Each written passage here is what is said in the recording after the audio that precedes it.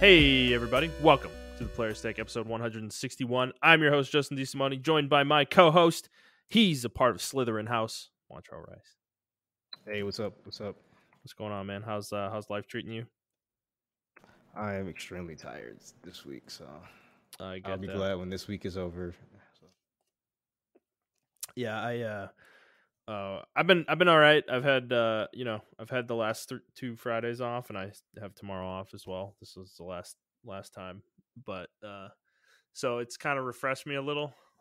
Work had been kind of running me ragged too, and I'm okay. So hopefully you get a little bit of a break and having to travel around and shit. So, well, Montreal, let's not dilly dally today. One thing I wanted to bring one thing up. I'd asked this question a couple weeks ago of the audience, and Sage did speak up. Nerdy Sage, he messaged us on Twitter and followed up on the question I asked about GameStop. How I was talking about how they are using DoorDash for game delivery. And I thought it might be a regional thing here in Texas because their headquarters are here. Apparently, it is not. He hails from Tennessee, and he has the same option. So this seems like it's a widespread thing. They've actually launched this as like a thing. So okay. So they're actually trying to do some interesting stuff. So yeah, if you want your games fast, I'm gonna be honest. I actually recommend GameStop right now. You may have to pay a little bit of a delivery fee, but I know that when I bought Elden Ring, they waived it. So I don't know. I assume they're not going to do that permanently, but take advantage of it while you can, for sure. Because it's better than Amazon right now. Amazon's kind of a fucking mess. So, in my opinion, I'm not super happy with them at this exact moment. I had a package stolen last week. Yeah, off your porch. Fucking dude, did I tell you about this? No. Time's a fucking vortex for me. But dude, yeah, Triangle Strategy. I ordered it from Amazon. I pre-ordered it. So I got the release date delivery, and dude, it shows up, and I go get it, and they put it in a bubble mailer, and the bubble mailer was cut open and empty. Somebody stole the game, whether it was the driver or somebody in my neighborhood. I don't know, but the fucked up part about it was I was home, and I saw the delivery notification about 20 to 25 minutes after it happened. So I went downstairs and went to get the game, and it was stolen. I was like, dude, don't you guys have a Ring? I was like, that's fucking crazy. No, I don't. We do not. We don't have a camera on our doorbell. So okay. I kind of, I mean, I don't know. This is the first time this happened, so I'm not like freaking out about it. But if it does continue, like if this happens again, I'm probably gonna buy one because at the very least, I want to see what happened because I want to know if it was actually like, at least I'd be able to prove if it was the driver or somebody in my neighborhood's being a fucker, walking around stealing packages, because then I could do something about it in either direction. So, but yeah, and then the next week, the next day, I had ordered a mouse and keyboard, a wireless mouse, a Bluetooth mouse and keyboard for work, and dude, they shipped it with no box. It came like naked. It was just the box that the mouse and keyboard come in, and it was just a giant Dell box. And I'm like, dude, what the fuck, Amazon? Like, what the fuck is this shit? Like, I'm not a fan of what they're doing right now. Like, they seem like they're trying to skimp a little and save some money, and I don't know. Maybe the complaint of higher wages is they're starting to skim money elsewhere. Yeah, man. Yeah, dude. Yeah, I'm wondering because well, that's one thing. And then like I was talking about when I was talking about the GameStop thing, the fact that like you cannot get a release date game if you don't pre-order it on Amazon. You're not getting it release day from them, or even the next day. You're getting it the next week, like Monday or Tuesday after release day. So they just seem like they're, I don't know, a little behind the eight ball right now, and there is a little bit of a vacuum there for companies like GameStop to come in and offer better service. I mean, what I'll say is like Target and Walmart, dude, are also in this game of, dude, they're doing same day delivery too. Like, I don't know. Amazon's like, it feels like Amazon's getting beat at their own game right now by some of these other companies. So, which I find really interesting. Yep, every empire must end. So, Yes. All empires must fall. yep. Fair enough. All right, let's get into the show proper. So, for those of you who haven't listened before, this is our weekly show where we talk about video games, video game news, and other topics pertaining to video games. We post at 6 a.m. Central Time on Fridays on Apple Podcasts, Google Podcasts, Spotify, Stitcher, and your favorite podcast app of choice. If you'd like to send us a question or a comment like Nerdy Sage did, you can send it to us on Twitter at The Players Take, or you can send us an email to theplayerstake01@gmail.com. Montrell, let us get into what we've been playing this week. Would you like to go first, or shall I? You go first. All right, I'll go first. Mostly the same this week. I've been playing more Lost Ark. I'm still really into this game. I will say I'm slowing down a little bit the last couple days.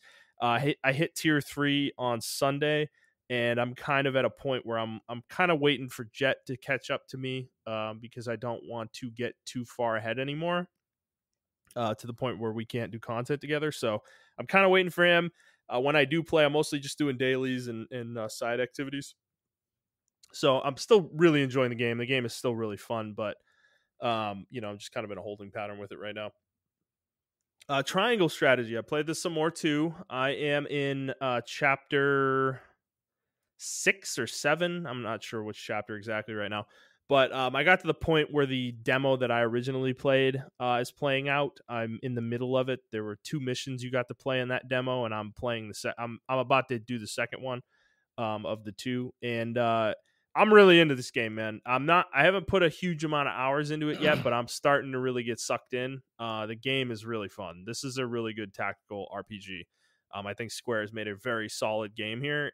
This isn't like a 10 out of 10, but it's up there. Like it's a high quality. Like an 8 or a 7? Yeah, I'd say I'd probably go higher, like 8.5, maybe even a 9 if I don't know how the story goes the whole game, so I'm going to be conservative and say 8.5 right now. That's where I'm feeling, but the game just feels good to play. It's very snappy, it's quick. There isn't a lot of wasted time with animations and stuff, which is something that's really important for a tactics game. The character progression is fun. Like I said, it's kind of like Fire Emblem, so it's just enough to be satisfying. It's not too much where I think a general audience wouldn't be behind this kind of game. So I think it works, and I'm enjoying that. The story also good. There's definitely I've gotten to the point. The story's picking up now, and there's a lot of political. This game is highly political, like highly political. This is like a Game of Thrones esque kind of storyline in the way it's told and what it's focused on.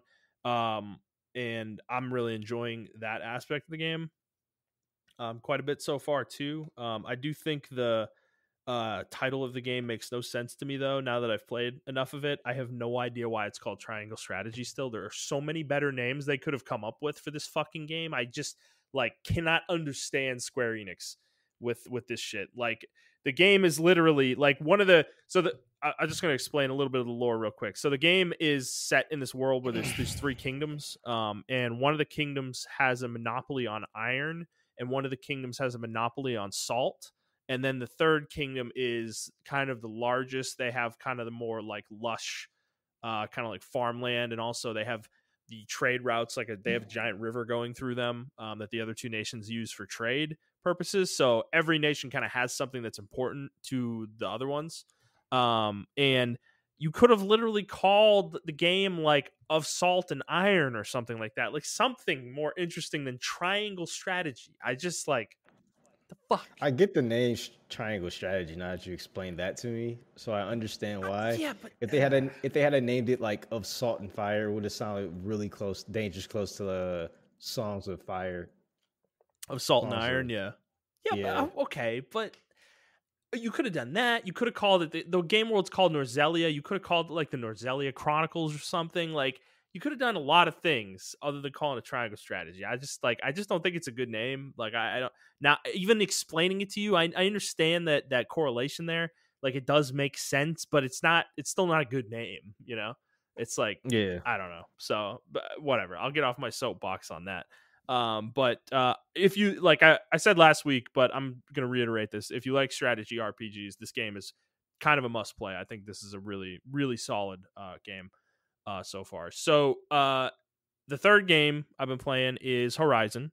I didn't play it at all last week, but I started getting back into it later this week, the last couple days.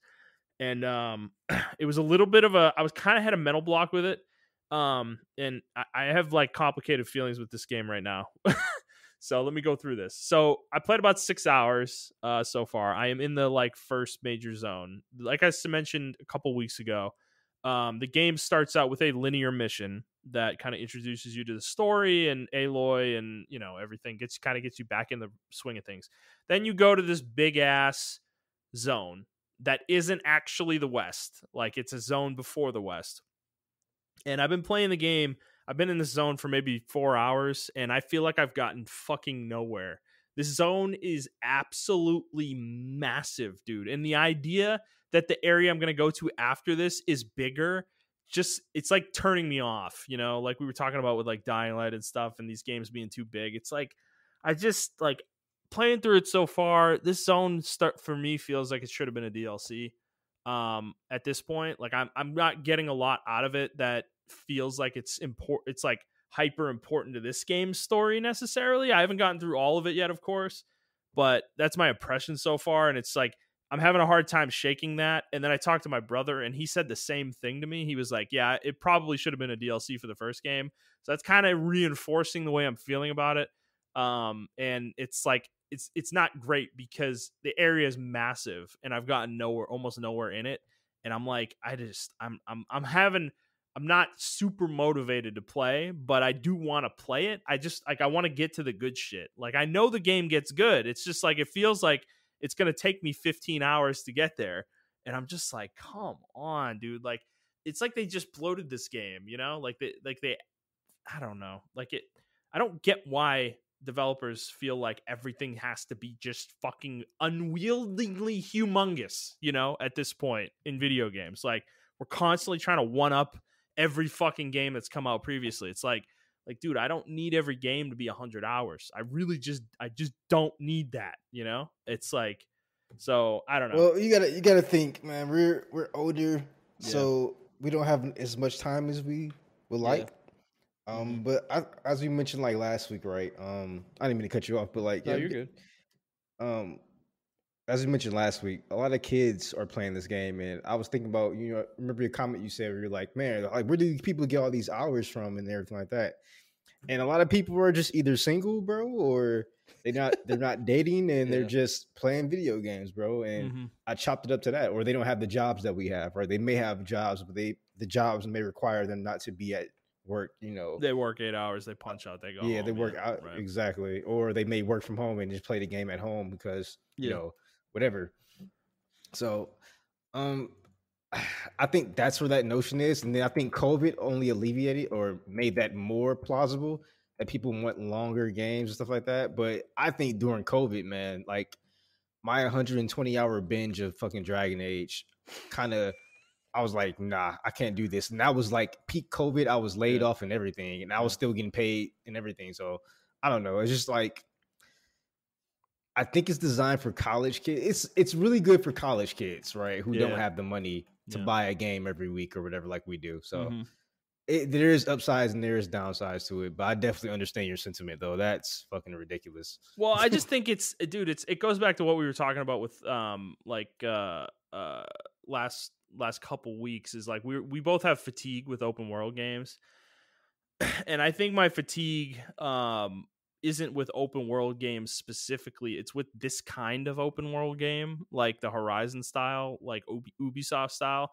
It's the map marker stuff, that we talked about a couple weeks ago when we were talking about Elden Ring. It's like, I don't know, man. Like, some games are fine with it, and I think Horizon is going to be great. Like, I'm going to ultimately come out of this game probably really enjoying it. But I think it's just like, dude, I play the game and I'm looking at the map and there's like question marks.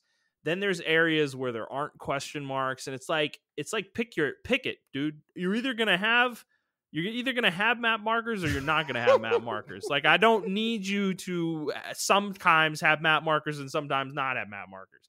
And I think part of it is that I haven't found a tall neck yet, which is the Ubisoft Tower equivalent in this game that reveals like the whole area. So that might be part of my problem, is that I'm just kind of running around without finding one of those yet, and the map isn't like fully revealed for me. So maybe that's it. Okay. Part of it. But I think the other part of it is that this game just starts really slow. Like it's really slow to get going, dude. Like I'm 6 hours in, and I just met one of the key characters from the first game that I think is going to like be joining me on my journey in this game. And it's like, man, we didn't need to take this long to get here, you know? And then the combat's the other element, is that, dude, they strip Aloy of everything in this game. Like she has nothing to start the beginning of this game. She literally has her spear and her bow and arrow. That is it. She starts with no other abilities, no fucking items, like no traps or anything like that. And it seems like they're going to use the Daunt as a way to reintroduce her gear loadout, because that's what's happened so far. I've gotten a couple things already from the first game that you had in the first game, and it's like, and I got the fucking tripcaster, which lets you, make the little trip wires on the ground that you can have dinosaurs like trip over and fucking shock themselves or whatever on. Yeah. And dude, it's just like some random NPC. Like he's just like, hey, and you like save him real quick, and he's like, hey, thanks for saving me. Here's a tripcaster, and okay, bye. Like, okay. Like it's just like random shit. It just feels like they arbitrarily took her loadout away. And then added more shit on top of her loadout, and you have to get everything back, her old loadout and her new loadout. And it's like, I don't think we needed to start here, like it feels a little like a waste of my time to go through this. Like I feel like I'm playing like a truncated version of the first game again, and yeah. that sucks. That feels really shitty. Like it's not fun for me, at least. And I think there's some other things about the game that I do find annoying, is just how much, like, I don't know how to say this without sounding like an asshole, but like how much Aloy talks to herself is super distracting in this game. Like to the point that I almost wish I could turn off some of her dialogue, because dude, you'll be in an area, and there's like a puzzle, like a traversal puzzle in the game.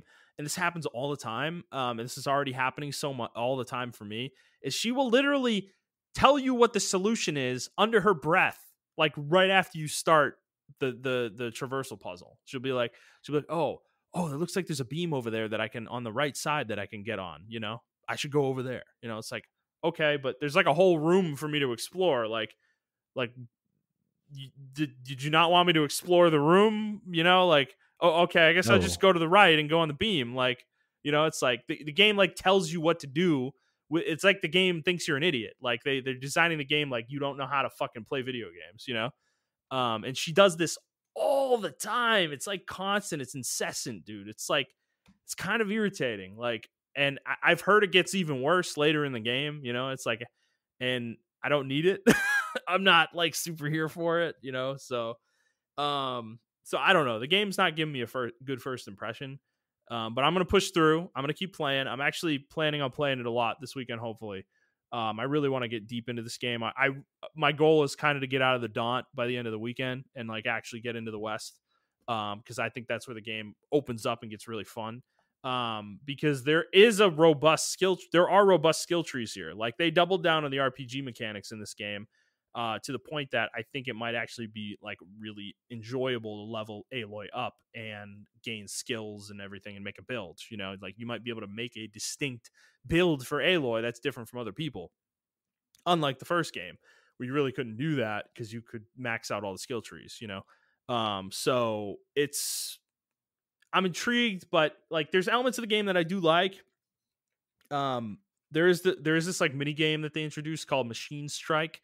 It's like a little board game where you it almost reminds me of like Warhammer or something like that, where you have an army of machines and you fight an AI NPC who has their own army of machines, and you like take turns. Like it's a turn-based combat game basically, and you have to get a certain number of victory points by defeating their machines before they do the same to you. And that's like the goal of the game. But there's like terrain, there's like different types of terrain that give you different bonuses, and there's different types of machines that have different powers and movement types or attack types and stuff like that. And they all do do all sorts of different things. The game's actually like somewhat deep. It reminds me of Gwent from The Witcher 3. That Okay. it's like a mini game that's like an actual, could be spun out into its own video game, with the way Okay. Gwent was.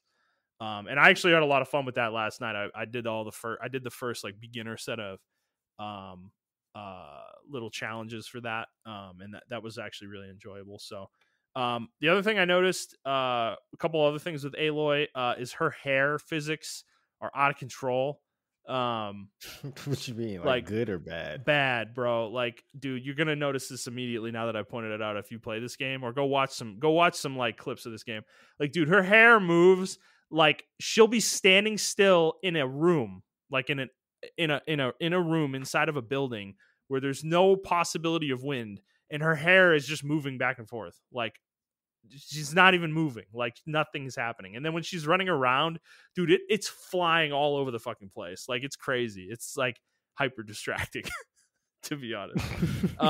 The other thing is Aloy so far is kind of an a-hole. Like, she's really mean she's being really, really, really cold to people. Like, she does not want to talk to anyone. It's like she's like me and you, like to the most extreme introverted level we could possibly be in our lives, where we just do not want to interact with people. Like, that's how she is being right now.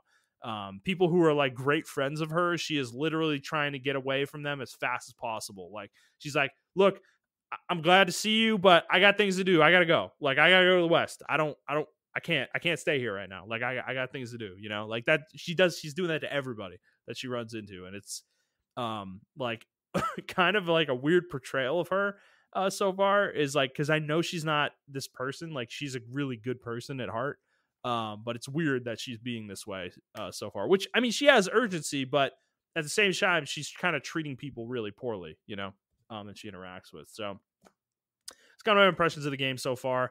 Like I said, I'm going to keep playing it. Hopefully I'll have more thoughts next week if I can get some actual, like, really deeper hours into the game, like 15 or 20 hours in. I'll have more thoughts. So, but that is all I'm playing. Montrell, what have you been playing this week? So I've been playing Elden Ring and League of Legends, but mainly Elden Ring, but I haven't really touched it this week, unfortunately. I touched it a little bit on Monday, I think. Yeah, I did. I played it Monday. I got a couple bosses out the way, and then I haven't touched it since. So, I'm really enjoying this game. I think I figured out the reason I do enjoy this game, and why other people enjoy this game. Mm-hmm. So while there isn't a direct comparison to Zelda Breath of the Wild, there are elements of Zelda in here, and it's not the Zelda Breath of the Wild that I'm referencing. Zelda, the Ocarina of Time. Yeah. Particularly, there's this one manor. It's called I think Karen Manor. That just feels like it was ripped straight out of the Forest Temple. Like, you fight at the end of you fight these. You go into the side of the manor, it's like abandoned and everything like that, mm-hmm. and then they're like these hands that drop from the ceiling, like the wall masters, that drop from from the ceilings on the Forest Temple rather, and it's just really cool. And then on top of that, you fight like a actual fucking phantom guy on the back of a horse who does magic moves and everything like that. So that gave me huge like Forest Temple vibes. And then I fought this other guy. I think his name's Radon or whatever. Yeah. He literally looks like the Ganondorf at the end of 64. Mm-hmm. So I think when Ganondorf turns to his final form or whatever. Yeah. So I think like, I know Miyazaki probably had a lot of inspiration from Zelda on this game, but I think it was like Zelda Ocarina of Time. And I think that's why I like this game so much, is because compared to like Breath of the Wild, because there are actually deeper dungeons. They have Ocarina of Time style dungeons and like feelings and everything of that nature, but it has the Breath of the Wild aspect of like, you can go anywhere and do anything you want to fucking do and everything like that. By the way, I did mention like earlier in the episode earlier this week or maybe earlier this month when I first started playing it. This like the world is not huge. Yeah, I fucking lied. This shit is fucking insanely big. The map just keeps fucking going, bro. It just keeps going. And then when you think you discovered everything on top, there's a whole fucking underground that you gotta play, and there's whole underground cities and everything like that. So yeah, the map's fucking massive. But I feel like it's worth exploring because I don't know if I'm going to get like some cool armor or fight another boss and get like, you know, a cool summon, or it's just worth the exploration in my opinion. To whereas with other games, like sometimes like Assassin's Creed and Witcher and stuff like that, like you really don't get the worth out of the exploration in my opinion. I remember it's feeling like that with The Witcher. Like sometime when I was exploring, the XP I got just wasn't worth it and everything on that nature. No, so I get you on that game because there is a point of exploration in that game where nothing you get is worth anything anymore. Like you have better equipment always. Like you never get an upgrade from exploring. The money is useless because you have a ton of money. The experience you get doesn't matter because you're fucking level capped. Like there is a point of diminishing returns with that game that I do remember vividly. Yeah, and so I mean that's why I like it better compared to other open world games. Like it is a breath of fresh air in that aspect. They did just add a patch. So this is where I have the same kind of sentiments that you have with like Grim Dawn or whatever, right? When you were explaining that last week, where they're starting to nerf stuff based off the PvP or based off of a build they saw or something of nature that's overpowered and everything like that. And maybe the developers intend for it to be like this, but like they nerf like one of my builds, right? I'm going dual katanas and stuff like that. And I'm doing a Dex Intellect build. So I use magic with my swords and everything of that nature. So there's this one particular sword that actually caters to that build. It's called the Moonveil Blade or whatever. And it has unsheathing, which has a huge poise damage. Regular unsheathing does, but this has an unsheathing plus magic. So they nerfed it. They nerfed the fuck out of it, actually. And I'm not a fan of them nerfing the fuck out of that because I guess it was like really bad in PvP. But like, bro, I'm PvP. I'm PvE. You're in the middle of your playthrough too, dude. Like, that so feels really bad. Yeah, I didn't appreciate them doing such a big nerf so early. They should have waited like at least a month or something like that. I think it was a big nerf. They actually nerfed a lot of stuff that people were using, like the mimic tiers. So mimic tiers are, I mean, you probably already know what it is, but for people who don't know, it allows you to make a mimic of yourself, and they have the same stats and everything. It has not a huge trade off, but if you have a lot of fucking health and shit like that, then you know it's 600 HP, and if you have a lot of health, then you know that's nothing to you. So but for someone like me though, that is a huge deal. Like that would be damn near like 5/7 of my fucking health. So yeah, that's some math there for you, quick maths. But doing that live, everybody. But it's like that fucking hurts me now. I mean, like now it's not. I was in the middle of my quest of getting that. Like I started my quest for it, and I'm like, okay, I'm about to go get this mimic tier now, and now it's nerfed, and I'm like, well, fuck. Like, and I don't know how bad it's nerfed. A lot of people saying that nerfs aren't that bad, but I don't know. Sometimes when From Software nerf shit, they nerf it, and I just don't.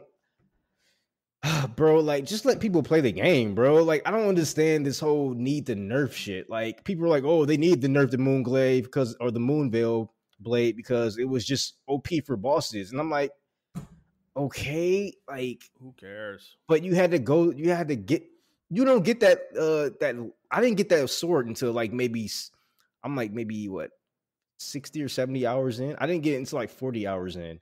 So it's like it took me 40 hours to get that weapon. And it may took other people maybe 20 hours or whatever the case may be. Yeah. But it took me 40 hours to get that weapon because I got it naturally. I didn't go into any Reddits or any like YouTube channels or anything. I naturally discovered it and got it. So I'm using the weapon and I love it. And now it's nerfed. I mean, the damage is still there, but the poise is not there anymore. It takes me longer to it takes longer to poise an enemy, or how I was like staggering enemies. if we look at my playthrough videos, it takes longer for me to do that now. It takes more hits, and I don't like that. I just don't like this approach because of the PvP. I think if they're gonna do stuff like that, have it specifically affect the PvP, but not the PvE. I actually hate when games nerf around the PvE No, it's bad or the design. PvP when it's not design. designed for that. Yeah. WoW was So that's World of Warcraft was like notorious for that shit for years, where they would nerf fucking characters for PvP, and it would hurt the PvE builds. And it's like, dude, like they're not the same content. You can't nerf them universally. Like you need to fucking like make it so that when somebody invades you, you're actually in a PvP, or you invade somebody, then the stat nerfs are reflected at that point. Like that change happens, you know, because I think that feels bad. The mimic tier, I do want to talk about that one specifically, because they nerfed it. Sounds like they kind of nerfed it into the ground pretty hard, and I saw this item before, and I was actually really excited to play around with it because it's a cool idea, like making a copy of yourself that actually like fights like you do. And yes, inherently it's gonna make bosses easier and shit because it's basically like you're playing in co-op, but you can play the game in fucking co-op anyways. Like that's part of the game as it stands. So I don't know why. And the other thing is that how do you make an item like this and you don't realize it's OP before the game comes out? You're literally making a copy of your character, like with no restrictions whatsoever. Like that's AI. I guess they thought that.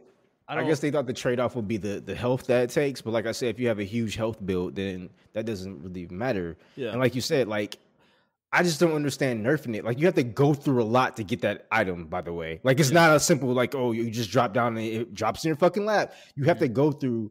You can't get that. If you're if you're poop socking a game or whatever, you get it like maybe 35 hours in. Like it's not an easy item to get. So I just don't understand. And if it makes the bosses trivial, like I think the player earned that, bro. Like stop trying to make your game.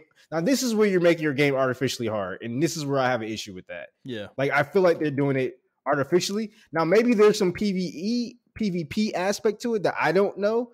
But from what I understand, what I saw, you can't even use the ashes in PvP, dude. So you can't even use You can use certain ashes in PvP. You can? Okay, ashes. But I don't think you can use the mimic tier. Okay, well. So they just nerfed it. They just nerfed it because they don't want. Yeah, I'm thinking about Ashes of War. You're right. The spirits, they can't do that. Yeah. So yeah, because this is considered a summon, right, in this game? Yeah, it's considered a summon. Yeah. Yeah. So they just nerfed it because I mean, there is one element I think of this that I do understand if this is their perspective, is that it's becoming so widely used that they don't want the entire fan base like globbing onto this thing in this game, and that's exclusively how like 90% of the player base plays the game. Like that can happen when something is overwhelmingly overpowered and becomes like really popular and people are passing it around. So I can see that being a concern of theirs, but there are ways to deal with this, in my opinion, that like they didn't need to do what they did. They kind of gutted the item or the ability, and like they could have increased the health cost or something like that. Like things that would make it truly risky to use, like beyond where it was originally, you know. So like, have you watched videos of it being nerfed? Is it like severely nerfed? No, I looked into some commentary on it from people that were using it. There was a Reddit post explaining kind of how bad it was. They did say that it can be as effective in certain situations, but the damage raw is like severely lowered, and its ability to use your abilities is like almost taken out entirely. Like they mostly just attack now, and they don't do nearly as much raw damage. So yeah, so now I'm not even about to go get that. Like I went through the whole game without it so far, so I don't need it. But I'm not even about to go get it now. Like I was looking forward to that quest, and because the quest line before it was actually pretty cool and everything. Yeah. But now I don't really. I might still do it just to get it and whatever. But I've been using my wolves, and those have been pretty reliable for me so far. I'm surprised they nerfed that. So what's actually so really cool, really surprising about this nerf is they stealth nerfed the moon veil. They didn't tell anybody about that poise damage. That was discovered through Reddit because people were like, "Yeah, I was fighting the boss and then I got instantly kicked or whatever." Yeah. While they did the patch, and then I came back to the boss I was fighting, and I noticed that I couldn't poise damage the boss as fast, and that sucks. Like, why would you stealth nerf that weapon? Like, dude, there's I don't probably know. tons of other things they do. Devs do this shit all the time, man. They do stuff like this because they don't want players to know. Like they they legitimately don't. Players aren't stupid though. They're gonna figure it out. You know, like Yeah. it's you know they did that they probably did it deliberately, and you know maybe they won't in the future because people are calling them out for it. But I don't know. I mean, it's possible it was missed. I don't know. The problem though, people aren't calling them out for it. Yeah. Mm-hmm. Like people are just like, oh well, you know that weapon needed to be nerfed because you know it was killing the PvP or PvE experience. Like it was making the game too easy. And I'm like, if people want to play the game that way, let them fucking play the game that way. Like I don't understand this whole notion. Like, and this is where I get irritated with the Souls community. Like, let people play the game the way they want to play it. Like, just let them play the game they want to play it. Yeah. If they want to use the easiest fucking build to do it, let them do it. Mm-hmm. But don't sit here and be like, oh, it's too easy. Don't play that way. Play it my way. Like, that's where I get irritated with the Souls community and everything like that. Because I was playing this build and I didn't even know it was OP. I just was like, oh, I'm doing this. I like this katana and I'm going to build around this katana. No, that's why I hate this shit, because that's exactly what happened to me in Grim Dawn, dude. It's like I made my own build, like literally, dude. I've played the same character for like 300 or 400 hours, and I've crafted this build to a point that I was so fucking proud of it. And then they started inadvertently nerfing me, even though like I've never seen anyone make the build that I made. Like I've never seen it on the forums, I've never seen it discussed anywhere, I've never seen it in a video anywhere. Like what I did in Grim Dawn. And they started nerfing other builds, and it nerfed skills that I use in my build. And it was like, it didn't kill me. Like it didn't make my build like unplayable. But the thing with my build is that it's not an OP build. Like it's not a build that can go fucking face roll the hardest content in the game with no issues. Like I can't do certain things with my builds, you know? Like it's too hard. Like I don't have enough damage mitigation. So anything they do to me to make me worse, like lower my damage, lower my health, hurt my armor, anything like that, fucking takes away from the build's effectiveness to a degree that it makes it that much harder for me to play with it, you know. And it was really, and I feel the same way. Really with fucking my build. frustrating, you know. And I feel the same way with my build. My build is a dexterity build, so I don't have like high like damage. And you're trying to kill shit fast. Yeah, so I mean, I have high damage, but I don't have like high amounts of health and shit like that. But so the like 1 or 2 hits was a way for you to control combat, right? And that's important for a build like yours that isn't like a high HP build. Yeah, and now I can't do that because people were complaining that it makes the game too easy, or that maybe it was unintended. Maybe the poise damage was unintended or whatever. Now I say poise damage, but the actual damage is still there. Like. Oh, and there was also apparently a bug, which I kind of noticed, but I thought it was like, maybe I just need to get good, that the scaling was bugged. Like certain weapons weren't scaling with your builds. And it was, and so a lot of people are noticing that their weapons are a lot better because they actually fixed that bug. So maybe that would be the case with me. Yeah. So like I said, From Software is definitely not perfect. I never said they were perfect.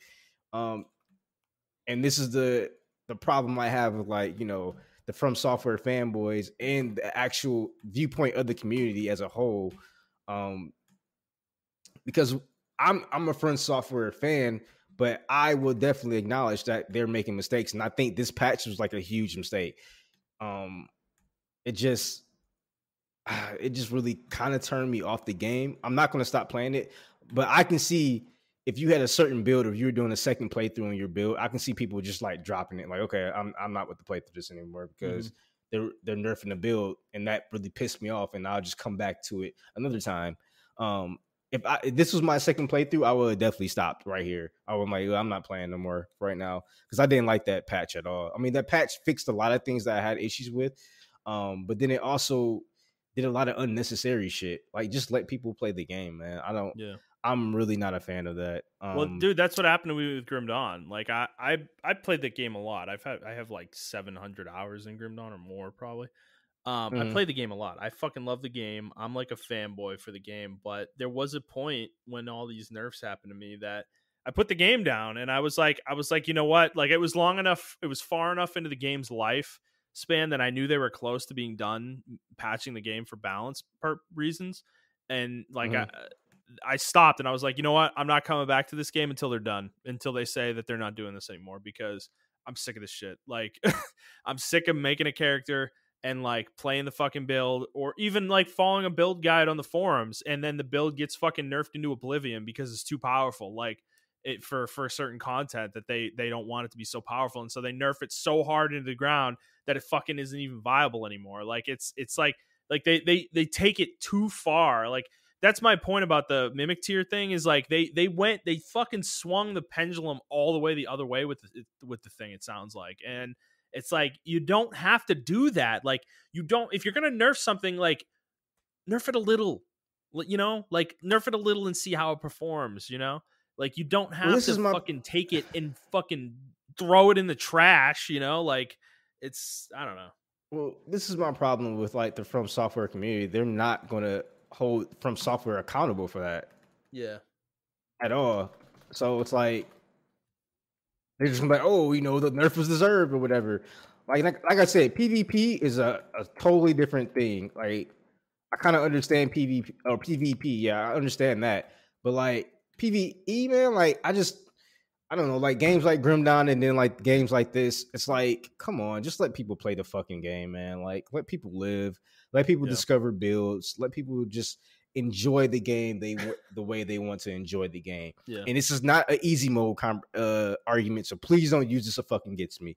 If you want to play a build within the game that doesn't affect the difficulty, but you built the game to make the difficulty easier for you and fun for you, I don't think that should be nerfed. That's way different from like easy mode, because I know people are going to be blasting back and like, oh, well, you want an easy mode, huh, Montrell? And it's like, no, bitch, I don't want an easy mode, so shut the fuck up. But besides that, I think the game's still really good. I'm really enjoying the game. That is my major criticism of the game. If I was to rate the game, if it was at a 10, now it's at a 9.5 to a 9, because that nerfing shit, when people aren't like myself, the game has only been out for like a week, right? Well, it's been 3 weeks. 3 weeks. 3 weeks? Okay, so it's been out for 3 weeks. Never mind. But I'm like, the game, well, it hasn't even been a month yet, and you're already like nerfing shit. So it's like, come on, man. Well, dude, the thing is, this is the problem to me, is that the time frame here, 3 weeks, is like, think about it. You're pretty hardcore. You've played the game 70 hours, and you're not done the game, right? So your build got nerfed and it hurt you. All the people that have finished the game, that are done with it, that are like, you know, game media, or people that have no responsibilities or literally don't, like, they have a ton of free time, they've finished the game already, so this doesn't really affect them that much, you know? But like normies, people who don't have fucking 7 hours a night to play video games, you know, like, can't, they're playing through the game still right now. So you're impacting them by doing this, you know? It's like, I don't know, they could have waited a few more weeks. Like, give it like 3 more weeks, you know? Then nerf it.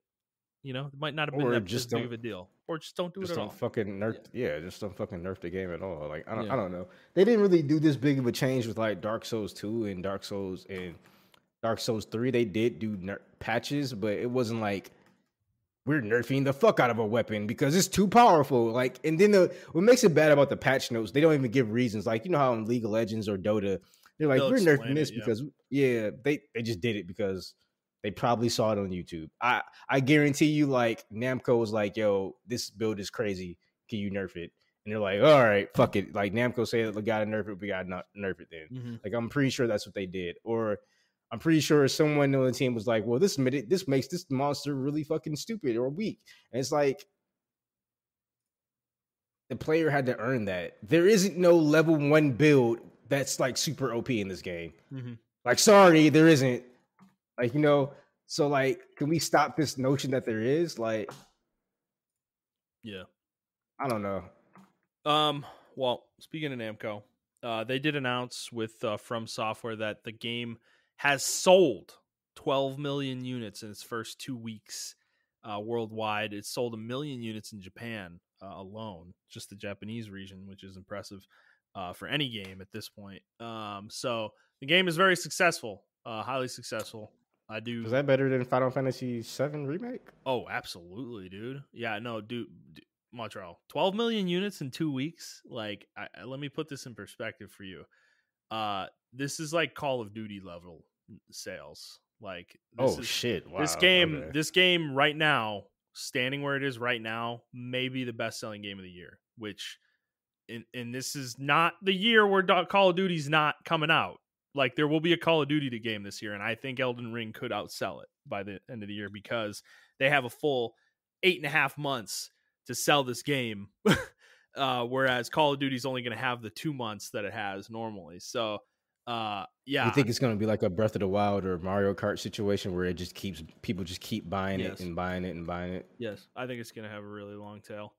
I will say one more thing about the patch. They did add an NPC and a quest line, so they added like 2 quest lines to it and 2 NPCs. They did also do, which I kind of feel like they gave them the peer pressure here. So you can see NPCs in certain bonfires on the map and merchants. I kind of felt like they gave into peer pressure. Isn't that adding adding like map markers a little bit? Yep. Shit.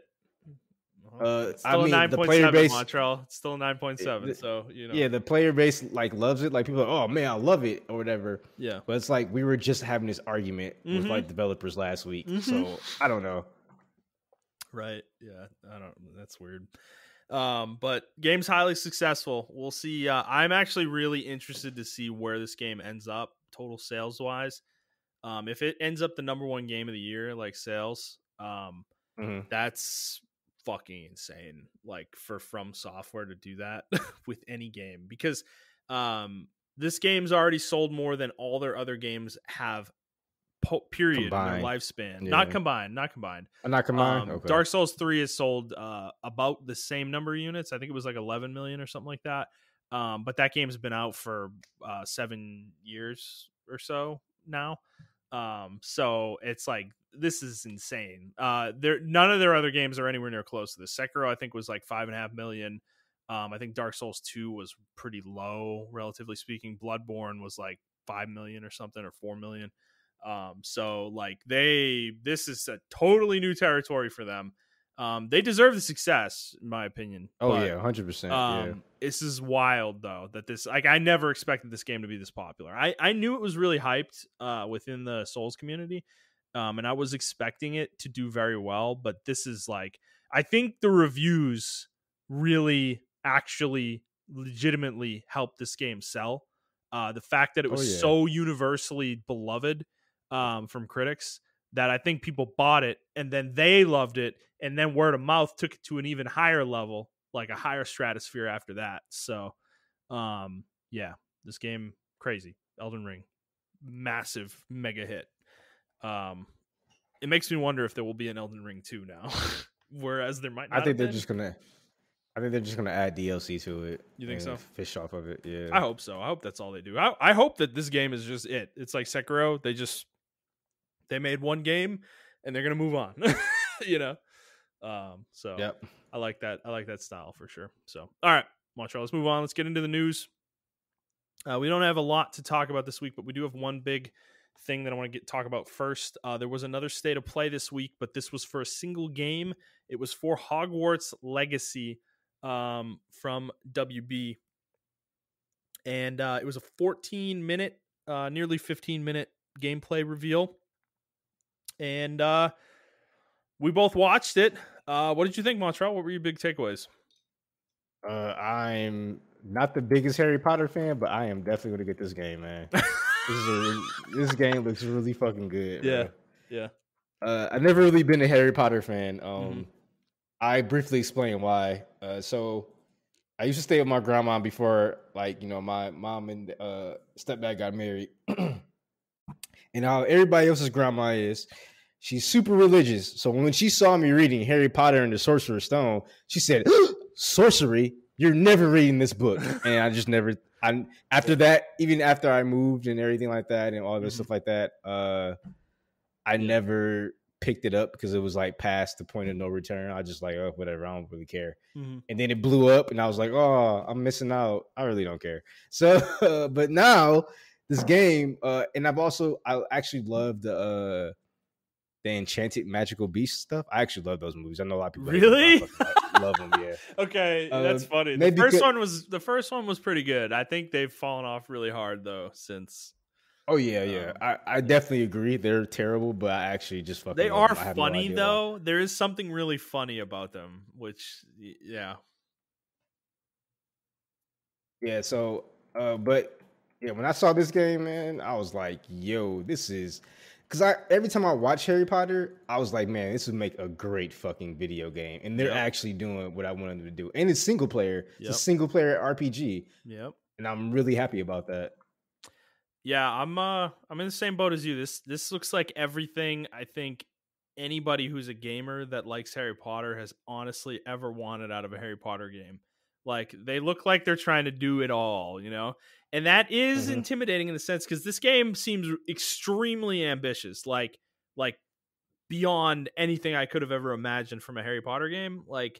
And I'm not sure they're gonna be able to hit it, but I will say this was a really strong showing for the first showing. Like, dude, the combat looks like I don't know, it looks kind of crazy, dude. I'm like, there's like spells and fucking the spells. You can like sick plants on people. You can get like you can have like little beasts fucking like teleport, man. You teleport and shit. Yeah, you're fucking dueling people like with magic spells. And apparently, they said there are dozens of spells for you to learn and combine and shit. And I'm like, oh Jesus, dude! Like, how complicated is this game gonna be? Like, so I'm kind of like, I'm like, fuck, dude. I'm like, really.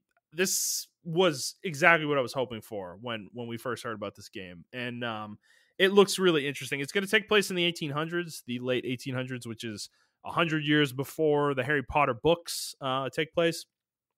So there's going to be no like references to any of the characters from the books, pretty much for the most part, beyond like historical figures maybe. But like any characters we knew, like Dumbledore and stuff like that, like they won't be in this game at all, pretty much. So, and I think that's a smart move, which I agree. Just get away from, yeah. Something like that. We already know it's like with the Star Wars games. Some of the greatest Star Wars games are the ones that have nothing to do with the actual trilogy or the movies themselves in that era. Like Knights of the Old Republic was thousands of years before the movie era. So, I think this is a really good move. Yeah, I'm like super stoked for it, bro. Like I was like, holy shit, this is really. So I mean, let's put this in perspective though. The reason why I have kind of faith in it is because you remember this game was announced 3 years ago, or it got leaked 3 years ago. I'm sorry. Yeah. I think it was even leaked before that, actually. Like, well, I remember because we were doing the podcast when we got it. Yeah. No, but there were whispers of it even before that. So I think this game's been in development for a long, long ass time. Like, I'm actually surprised EA just let it go. I'm actually really surprised about that.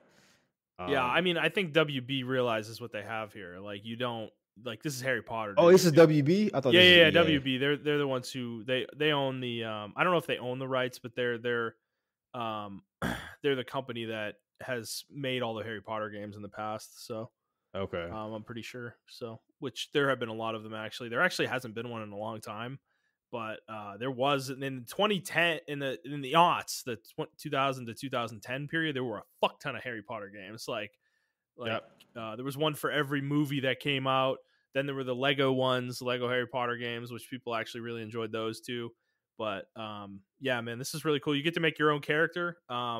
They are going to be able to. You're going to be able to join any of the houses up, apparently. Which I don't know how that affects gameplay or the story or things like that. It's like I don't know. There's a lot of intriguing elements to this game. There's potion making and stuff as well, which you're going to be able to use in combat to enhance yourself or otherwise do other things. There's also broom flying as well. You'll be able to fly around on a broom, which makes me wonder, will there be a Quidditch mini game? That sounds awesome. I hope so. Maybe Quidditch was even made. Maybe you guys are the ones who make Quidditch up. It had been made by this point. But you're gonna get to go to class and shit, and like actually take classes and interact with other characters. But there's like, apparently, I think it seems like there's a wide open world you'll be able to explore as well outside of the castle, which is interesting too. So yeah, man, I don't know. This game looks really, really good. I'm really excited about it.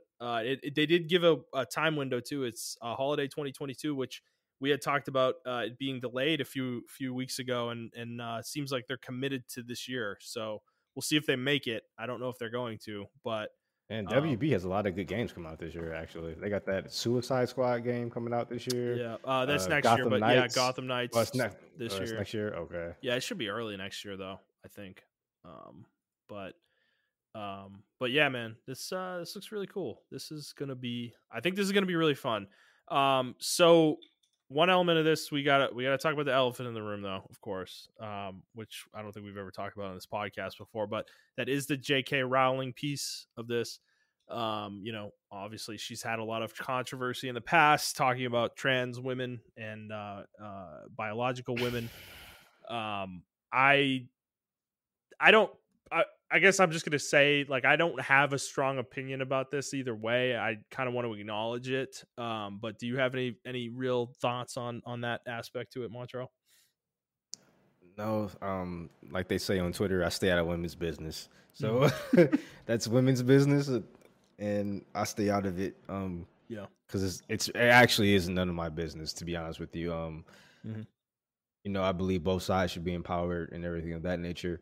One thing I will say is I don't give a flying fuck. They were trying to this book was written.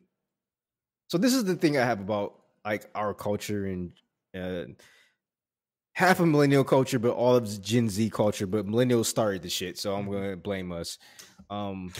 This whole going back to the past, like they did it with James Gunn, they did it with other people and everything of that nature when they're obviously changed people now or whatever the case may be. And maybe J.K. Rowling isn't one of those people. I'm not defending her.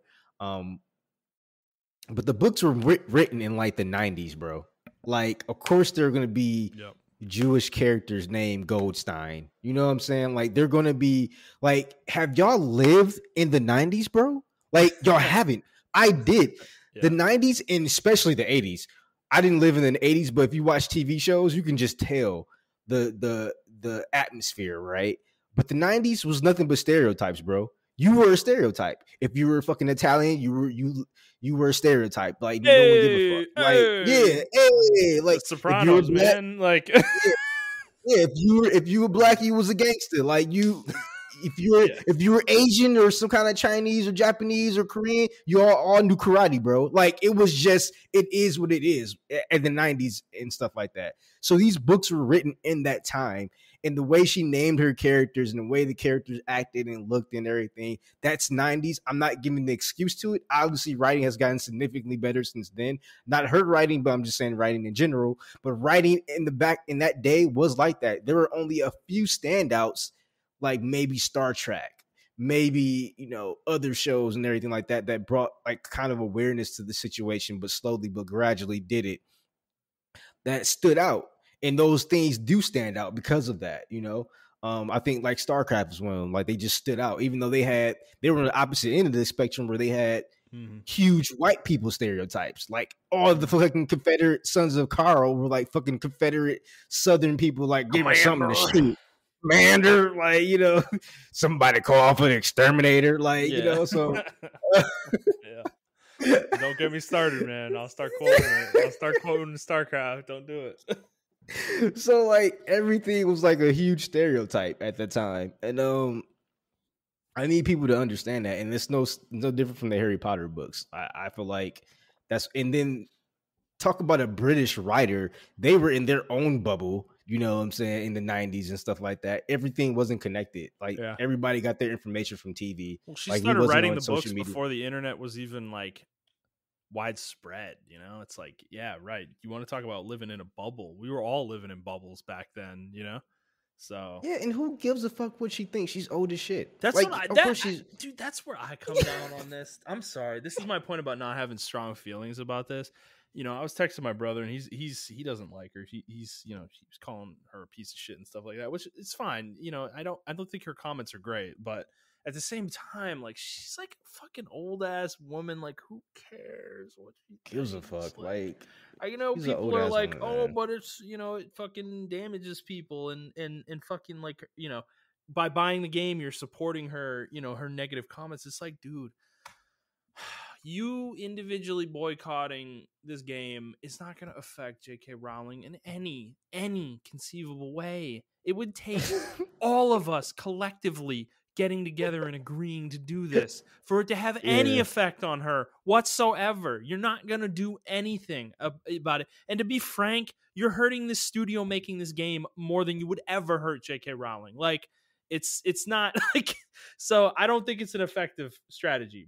To me, buy the game, play the game, enjoy the game, and fucking be critical of her, and then be critical of the game. You know, like, be vocal about that. That's more effective to me than boycotting ever has been. And, You know, I'll be honest. Me and you were guilty of it too. I think all of us were with the whole Blizzard situation, right? Like, it's almost to the point where it's like we're virtue signaling at this point. I hate virtue signaling. agreed. I hate being performative and everything of that nature. Even though me and you we weren't buying Blizzard products before that whole situation happened. I had this they were stance with Blizzard though then too. I mean, we ended up Yeah, buying exactly. Diablo. Like, I had Yeah. the same stance. I think the thing with Blizzard is I care more because I have a closer relationship with Blizzard than I do with J.K. Rowling. Like, I don't care about her specifically. Like, I've never. And I think the way you feel about Blizzard is the way people feel about J.K. Rowling. Yeah, which is fine. But I feel I feel the same way about both of them, like about Blizzard and about J.K. Rowling. Like, at the end of the day, we can do all the boycotting we want. There's still going to be a core fan base that's still going to support this no matter what. And this is where I'm on this stance now. I was on the fence of it for years. I was on the fence of it, but at some point, man, we gotta separate the art from the artist. We have to, and that's where I live at. I love like, if George R. Martin came out tomorrow and was like, "Fuck all black people," I'm like, damn, he said some crazy shit. I'm not gonna stop playing Elden Ring though. Like, you're not gonna see me stop playing Elden Ring. Yeah. Like, or if he came out and said, like, you know, or you know, I already hate Game of Thrones, so that's already done. You know, like, I mean, yeah. I will say George is a bad example because he basically already came out and said, "I fucking hate all of you." The book's never coming out. You know, like, he did that in his blog last week. He's like, "Yes, I'm still working on Winds of Winter. Stop asking me about it." It's like, all right, dude. You know, okay, just say you hate us. Like, just say that. Yeah, you know, like, just say you hate us. Just say. All right, how about this is another example. If Miyazaki came out, right, Okay, and was yeah, like, yeah, like, fuck all Americans or whatever the fuck, or fuck black people, fuck Jewish people, or something like that, fuck white people. I don't know. Is that really going to stop people from playing Dark Souls? Is that really no, stop dude, people? that's my point. No, it's not. Like, it I don't know. Like, it's like I understand the idea that it's like a defeatist mentality to think that way, but that's my point. There's other ways we can deal with this without, like, hurting ourselves and others that have not very little to do with the person in question that we're trying to hurt. Like, it's like, I think we have to rethink the way that we approach these things, you know, like capitalism is not so simple that boycotting sends the message that you think it sends, because that's the thing about boycotts, is because even if we did boycott at a heavy level, you know, and it impacted this game in a way that, like, J.K. Rowling took notice, she can interpret that in any way that she wants. The company WB and the companies that work with her could interpret it in any way that they want. There's that, like, the thing is, we don't have control of what that message comes across as either, you know? So it's like, I don't know. That's the thing. I think speaking is more effective because we are actually controlling our own message and what we want them to hear, you know? So I don't know, but I do agree with you about the virtue signaling thing though, and being performative.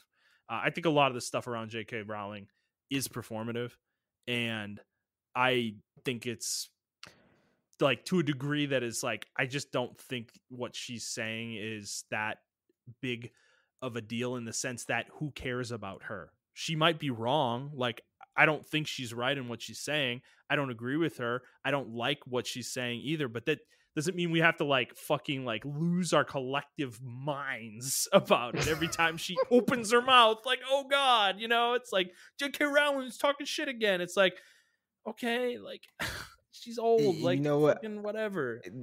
There are certain situations where you need to speak up on certain things. Yes. And then there are certain situations where we just need to shut the fuck up and stop giving them a platform. Yeah. And this is the situation right now. Stop talking to the bitch. Like, Yeah. I'm sorry, you know, I don't mean to call them bitches, but stop talking to We know her, what right? you mean. Yeah. Yeah, just stop fucking talking to her. Like, don't ask her about trans people because we know her fucking opinion on it. Right. She's a fucking asshole about it. Yeah. Stop talking to her about It's it. like asking a KKK member, like, oh, about like how they feel about black people. It's like, you know, you Exactly, already know, you dude. know. You already know. Why are you poking the You bear? already know. Like, Are you gonna do something? Are you gonna go kill out all the KKK people? Are you gonna go fight them all? No, you're gonna virtue signal on Twitter. Shut up, bro. Like, just let it go. Like, just shut up.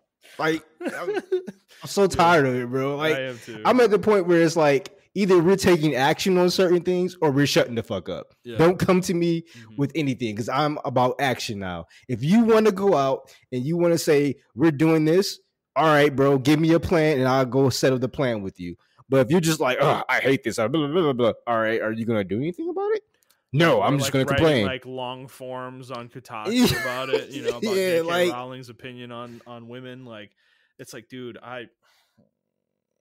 it's like, I don't need it. And you know, when this game comes out, dude, you know, Montrell, when this game comes out, that's gonna be the coverage. Man. You know it. You know it's coming, man. I know it. Like, you know it's coming.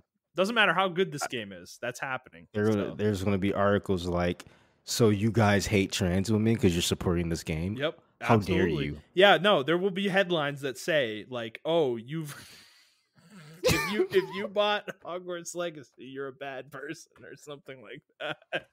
Just say it. You hate trans women. If you say that, if you buy Hogwarts, you hate. And I'm like, bro, I just like the fucking game. Well, the creator, like, she technically didn't create this game. WB did, because they got the license to the game. But I see where you're going with this, and it's like, bro, I don't even know her. Like, I don't care about her. I have her blocked. Yes, I have J.K. Rowling blocked, and it's not because of what she said, because she did say some stupid shit. It's because of the conversation around it. I have her blocked. Yeah, you don't even need to see it. I mean, dude, it's like, fucking, Like, I had Trump blocked because it was just annoying. I had it blocked and muted. Yeah, it was just annoying to see him every time. So, bro, agreed. Like, I'm starting to take the same tack on Twitter too. Is like, I can't anymore with this stuff. Like, I'm so tired. I start blocking people, bro. I'm not blocking anybody. I'm just starting to mute things that I don't want to. I don't even want to.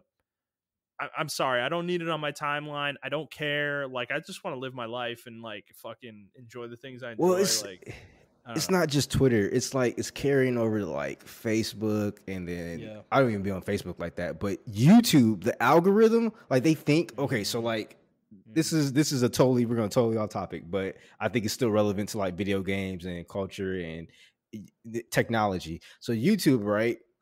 They think I am like a black conservative because I like guns. So I get black conservative shit on my YouTube channel, and I'm like, bro, what is this? Or it's like, it was one channel like, I'm black and I still support Trump. And I'm like, bro, what? I don't even like this shit. What are you talking about? Like, I don't even watch shit like this. So it's because like, I watch a lot of gun channels, and those gun channels are sometimes they're right wing or left or right leaning and stuff like that. So it's like, and that's like, even with video games, right? Like, if I what was a good example?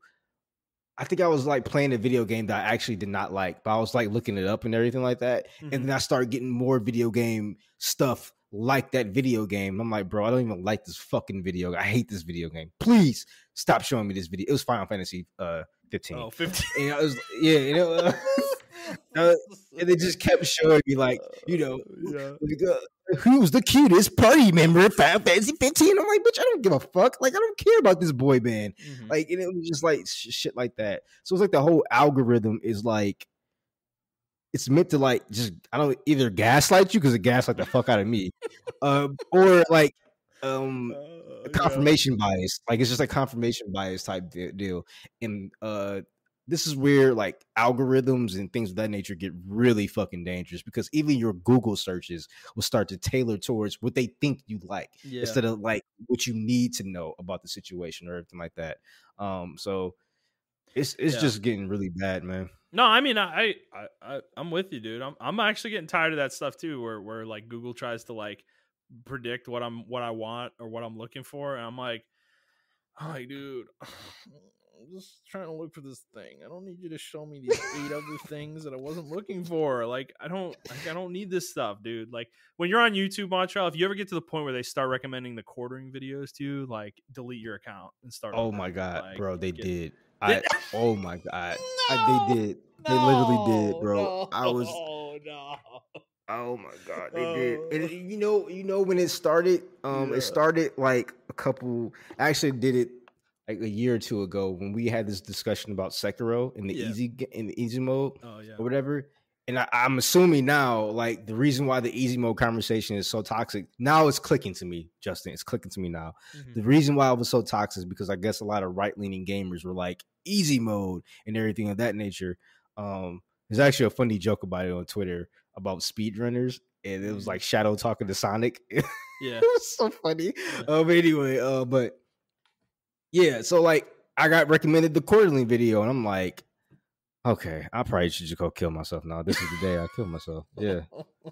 It was like the quartering, and it was another like white ring gamer that they recommended me to me. Yeah. And I was just like, bro, I watched like one video. Oh, and they were recommending what's that guy's name? Peter Jenningson or Peterson? The Canadian guy. Oh my god, I can't talking about. Sorry. I think his name's Jordan Peterson or something like that. I think it's Jordan Peterson. Sounds familiar. Yeah, he's like I'm not gonna search for it. Sorry. Yeah, don't search for it. I'm it's not stupid. doing that. Yeah, they're gonna think like, I'm into it now. Yeah, because I was watching videos on like different points of views on it, so I was dabbling on the left hand side and on the right hand side of things because I was just watching it, and I guess the algorithm just thought like, oh boy, you like guns and you like this? Well, we got a channel for you. We got the perfect channel for you. Right ringer. And I'm like, all right, man, thanks. Like, I don't want this. Like, thanks, man. And and I was doing research on Gamergate because I think we had a subject about it. Yeah, we did. And I was just doing a lot of research. I was watching a lot of Anita Sarkeesian's videos, and then I was watching a lot of videos that was like countering what she said, and videos supporting like other viewpoints along that stuff on both sides. And yeah, it just thought I was just straight up like incel or something, bro. Like it was crazy. I got started recommending red pill videos, like how to date women. I was like, bro, what is going on right now? Oh shit, dude. Yeah, it was bad. I had to actually purge my I didn't purge it, but what I started doing was like just looking at a whole bunch of video game soundtracks, and then it kind of just got like it kind of balanced out. I started watching a whole bunch of pro black stuff, like just clicking on it and leaving it on and watching it, and it kind of like evened itself out. So now I'm okay. You got to manipulate the algorithm, dude. Yeah, man, you gotta trick it. You're manipulating the algorithm. That's sad. I gotta do that, man. That's so sad. That is sad, dude. Yeah, Google's gone too far. They have too much power. All right. Well, let's leave this here and move on to our next story. This was reported this past week, that this was from VGC, Video Games Chronicle, and they have reported that Xbox, the Initiative, which is the studio making the new Perfect Dark game, has lost over half of their core development team in the last 12 months. About 36 people, including the game's director, design director, 3 former God of War designers, a bunch of art talent as well, and they found all of this by going on LinkedIn actually and doing a ton of research on them. So kudos to them for that that kind of work there.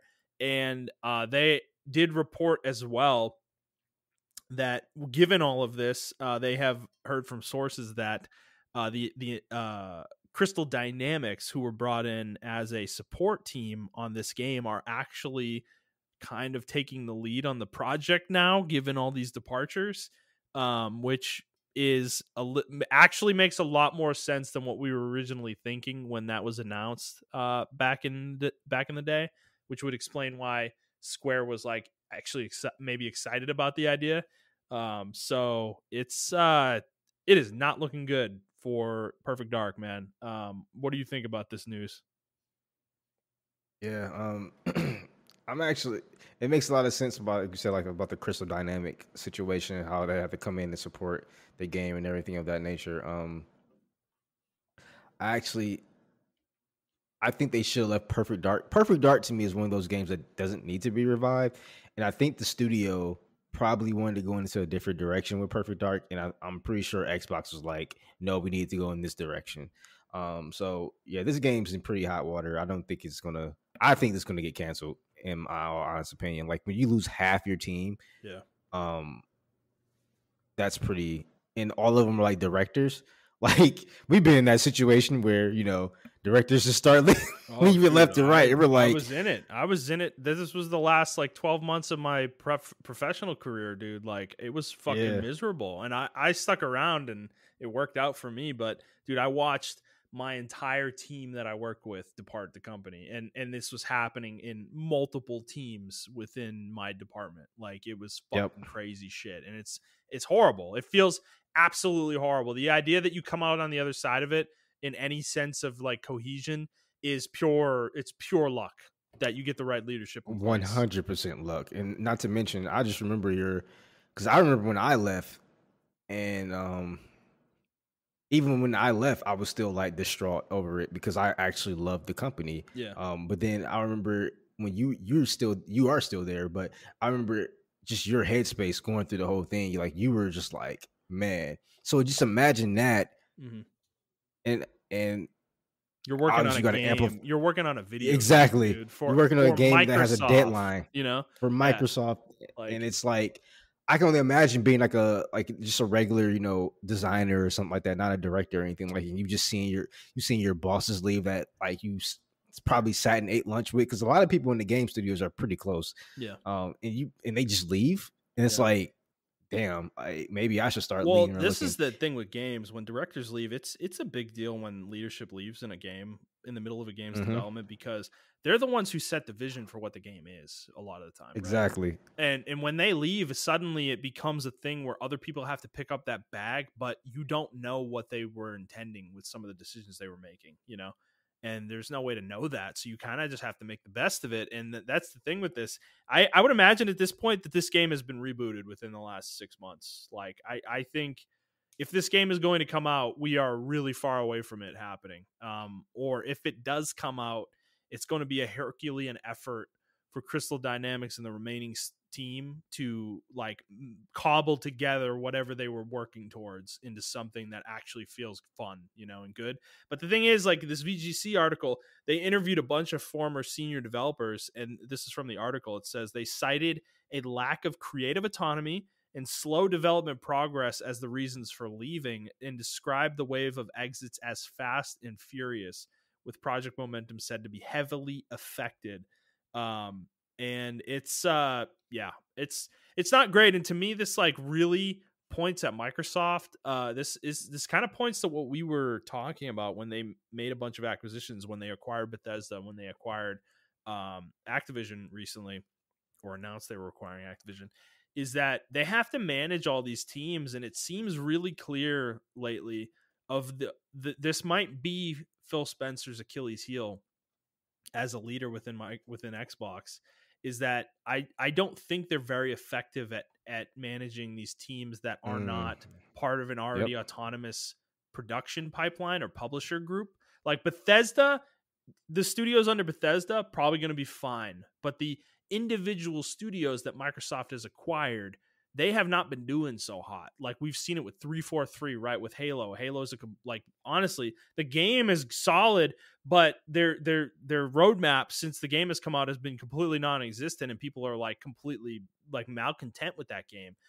Right now. Then you've got Rare, where like this kind of explains a little bit more why a game like Everwild is even greenlit, is that they just seem a little lackadaisical with their studios. They're not putting the hammer down. Like why are you letting Rare make that game? Because it's like, what even is that game, and then you've got something like this happening where people are leaving in droves because they're not satisfied, so. Yeah, and I think this is, like you said, the Achilles heel of having a lot of money. We were just talking about it earlier this episode, actually, with Amazon. They have so much money now where, like, the system is starting to fail. Like, now you're getting packages stolen, and now packages, I mean, that's been happening, but, like, packages are being late. Like, even my packages are getting delayed, like, 1 or 2 days on a sunny day, cloudy-ass sunny day. Yeah. And it's like they're getting delayed 1 or 2 days now and stuff like that. So the problem with being too large is you can't manage it. It's like the Roman Empire. They expanded too fast and they can't manage it. Mm-hmm. And this is Xbox's thing. They don't have focus. They have so much money that the people that work there are like, I don't really need to try too hard because they have money. I mean, they lose a couple million, whatever. They have trillions. Like, it doesn't matter to them. And I think, and the compared to a studio or a company like Sony, where they do have billions, but they have to be very stringent with how they work and do things, and the money they see and allocate to things, and they have to watch over people and things of that nature. So this is where the management part does come in, because when you give people too much freedom, then things like this happen, or they have too much cushion under them. Yeah. Things get really laxed, and not laxed in a good way, but laxed in like they don't have a direction getting done. So it's like, so it's like there's not an urgency to get things done because their direction is like lacking. That's what seems to be the case here with, and this comes to Phil Spencer's head, like, to me, is like he has to have a somewhat firm hand in guiding these teams. Like, you can't, you like, I understand the idea, you want to be hands off and you want to give them freedom the way Sony does.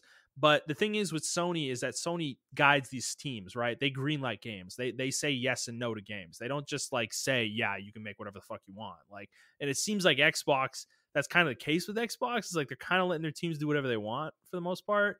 And it's kind of they're reaping what they've sown here, where it's like the teams get it, like, have a vision, but then they don't know how to execute it, and that needs to come from, that's the point of a publisher, is that publishers are intended to guide the studios that work for them, that are under them, working with them, and help them get the game to completion. That's a common issue in game development, is sometimes games just meander, like they're just grazing around a field for 5 years. Like Anthem is a good example, and they're getting nothing done because no one's coming in and saying, what the fuck are you doing? You need to deliver a video game. Like, like that's exactly what happened with Anthem. EA never came in on BioWare because they seem to have this soft hand with BioWare for some reason, where they're like afraid to come in and rock the boat. Like, it's just, but it's like, dude, at some point you have to come in and be like, look, guys, I'm not happy with the results we're getting here. Like, we have to like make some changes. Like, this isn't working. And the initiative is like the case here. It's the case here with the initiative, and that's why Crystal Dynamics was brought in. But if they intended that to be like a wake-up call, I don't know if it doesn't seem like it worked, per se. So I don't know. This game's in trouble, definitely.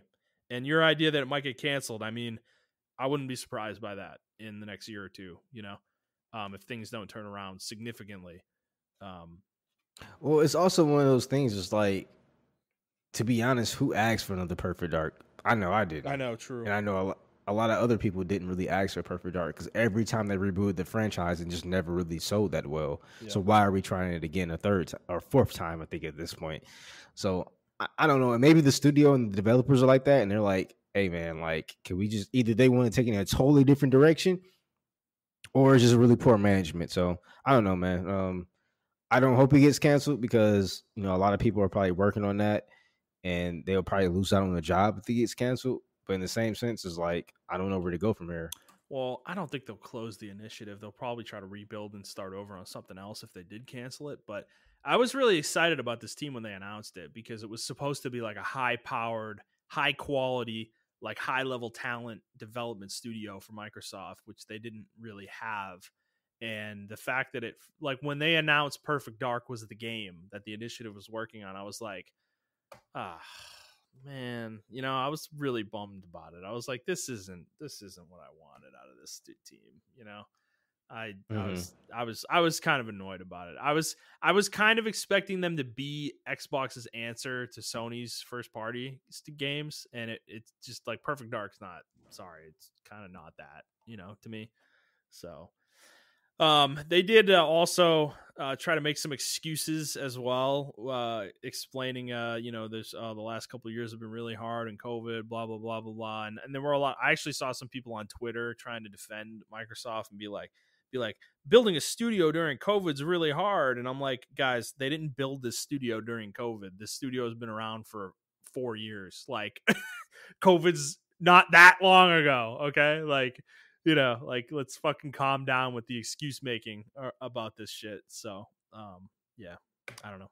Microsoft's dropping the ball here. I hope they turn it around.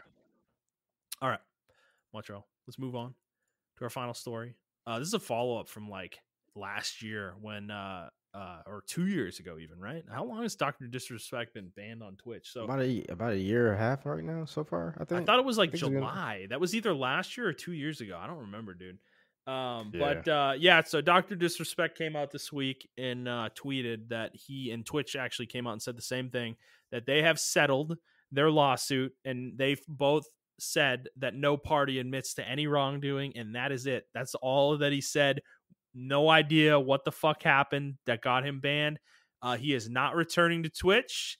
He did say that, which he does have an exclusive deal with YouTube right now for streaming. So I'm not surprised by that, but at the same time, it's like this situation just completely comes to nothing. We don't know. They gave him some money and he's probably whatever. He's like, whatever. Okay, great. So that's the end of that, Montrell. So we're never going to find out what happened.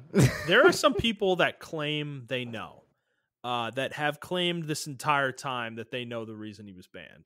I don't believe them because I think they would have come out and said it at this point. But there are people that claim that they know what happened. So maybe it'll come out someday, but it won't come from Dr. Disrespect or Twitch. Probably it'll be a leak from someone else who was close to the situation or knew people close to the situation, more than likely. So I'm still highly curious. It's super tantalizing. Like, what the fuck actually happened, But it could be something as mundane as Twitch wanted to get out of their contract with him, and that's how they did it. I don't know. That's insane. If that was it. If that's it. Yeah. Which that seems like it would be illegal, but I don't know. There was some other stuff with Dr. Disrespect though. Did you see his game announcement where he's offering NFTs to 10,000 Founders Pack buyers? Yeah, dude.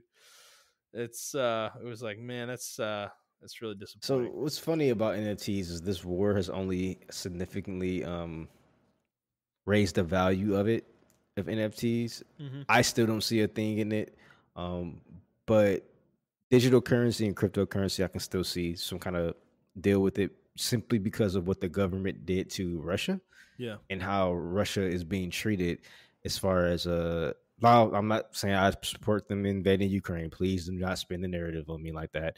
I'm saying as far as money-wise, how everything just got flipped upside down at the drop of a dime, and people's money isn't really worth shit anymore. And that's scary for a lot of people. So a lot of people are investing more. This only empowers more NFTs and more cryptocurrency. And of course, me and all cryptocurrency are not scams. But I 100% think NFTs are scams. Like, no one can convince me otherwise. But this is giving that war is giving legitimacy to it. So I understand why more people are just doubling down and getting into it now, because they want their money to be secure somewhere else, because our money really isn't backed by anything. And if it's backed by something else, then I guess invest your money into it. I don't know. This is not an investment podcast. Please don't listen to me. This is not a financial advice.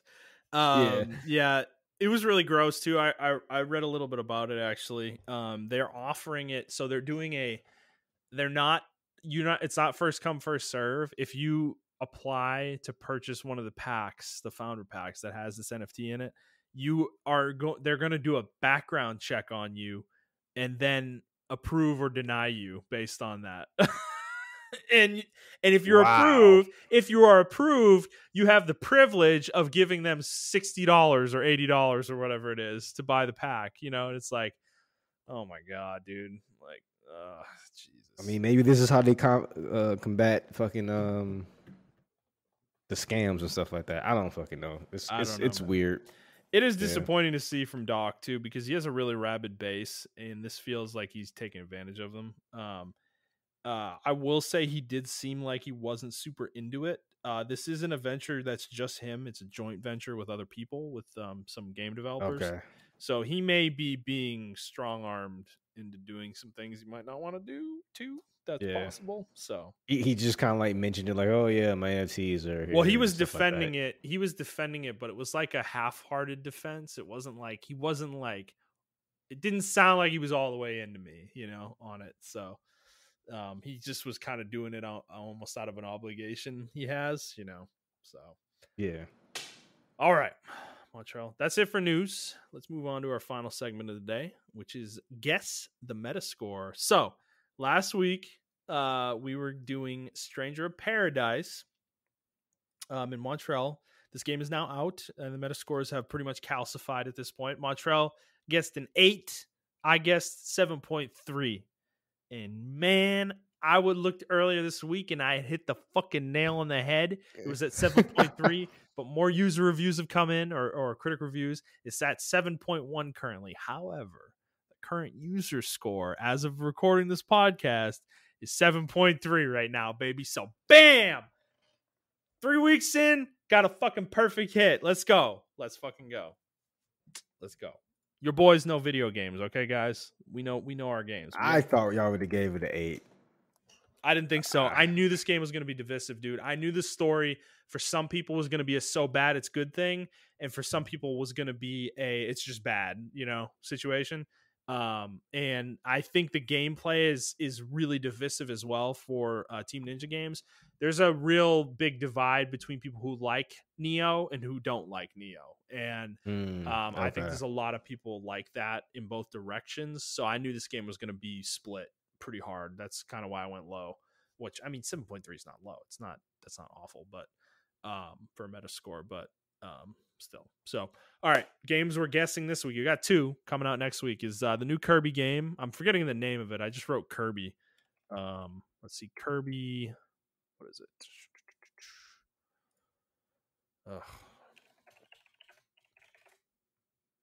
Kirby and the Forgotten Land. That's the name of it. So this one, Montrell, we're actually pretty hyped for this, both of us. A lot of people are. This game looks really good. I see that you're guessing a 9. You think this one's going to hit? Yes, only because it's a Nintendo game.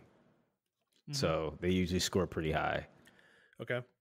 I'm going to go 9 is high. I'm going to go 8.8 for my guess. I do think I think it's going to score really high as well, but I do think it's not going to crest 90. That's really high for a Metacritic score. Which 88 is too, but okay. Second game we're gonna guess is Borderlands, the new Borderlands game, Tiny Tina's Wonderlands, and Montrell, you're guessing a 7. Actually, I'm gonna change it to like 6.8. Okay. What's your reasoning on this? I just think I don't think a lot of people are really gonna like it as much as they like a regular Borderlands game. Mm-hmm. It is different from the other Borderlands games, but I don't think it's different enough. In my opinion. So okay. Well, maybe I change that to a 7. I'll stick with 7. Okay. I'm going 7. That's my final answer. So this is the first time I think we've been doing this segment that I'm going higher than you. I'm gonna give this. Okay. I'm giving this one. I'm gonna go with 7.7, and I'm gonna explain my reasoning. I've actually looked into this game. Mm-hmm. I'm mildly intrigued by it, and I was really surprised. excuse me, I was really surprised by what I saw. I actually think this game could be good. And I have a feeling it might be a breath of fresh air for Borderlands in a way that Borderlands 3 like was so stagnant that I fucking hate that game. And like hurt the franchise, in my opinion. I think this game might end up doing the opposite. So that's kind of my thought process. I'm thinking it's going to do fairly well, actually. I think it's going to be one of those surprise games where it's like, oh, this actually isn't that bad. When we first saw it, we were all like, oh God, more Borderlands, Jesus Christ, you know. But it's like you actually play it, and it's okay. This is solid, you know. So that's kind of that's what I'm thinking right now. So that's my guess, 7.7. We'll see who's right. All right. I didn't know they had multi-classing, so yeah, you might be right. Well, there's also stat points and stat distributions and stuff. You can modify your characters when you make them too. It's kind of like D&D-ish in a way, the way they kind of set it up. So, cool. Well, Montrell, that's all we got this week. Is there anything else you want to discuss before we go today? Nope. All right. Nope. Fair enough. All right, guys. So that's going to be it for us this week. We hope you enjoyed this episode. Please, if you did, like the episode, review the show, and to subscribe to the show on whatever feed you're listening to it on. And please share it with your friends. If you'd like to interact with us on Twitter, you can do so at iTrap for the Hokage for Montrell. That is the number 4, not the word. I am at Thundernut01, and the show is at The Player's Take. If you'd like to send us a question, you can do so on Twitter, or you can send us an email to theplayerstake01@gmail.com. And that is going to be it for us this week, guys. We hope you enjoyed this episode, and we will see you next week.